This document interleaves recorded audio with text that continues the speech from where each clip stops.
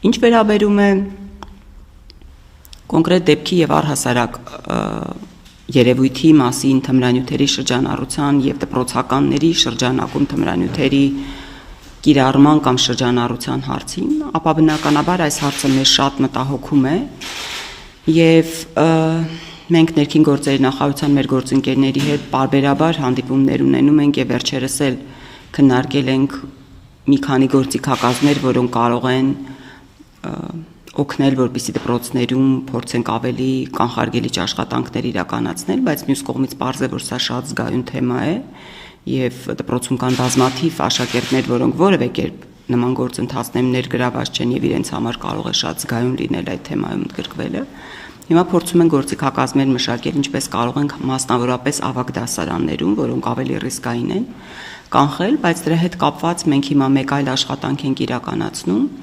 որը դպրոցների անվտանգության ստանդարտների մշակմանն է վերաբերում։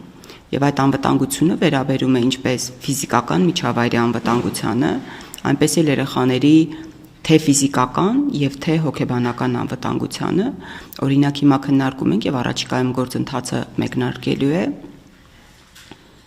ավագ դպրոցներում եւ խոշոր դպրոցներում 700-ից ավելի աշակերտ ունեցող դպրոցներում անցակետեր տեղադրելու հարցը, որպեսզի դպրոց ելումուտը, որը թեև հսկվում է պահակների կողմից, առավել կառավարելի լինի, առավել հստակ լինի պատկերը նաև էլեկտրոնային հարթակներում, թե ովքեր են դպրոց մտել, ովքեր են դուրս եկել, նաև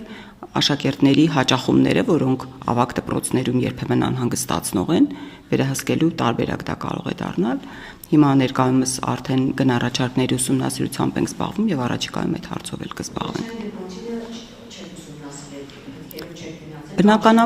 Բնականաբար բոլոր դեպքերը, որոնք դպրոցներում տեղի են ունենում, թե մեր, թե լիազոր մարմինների եւ թե համապատասխան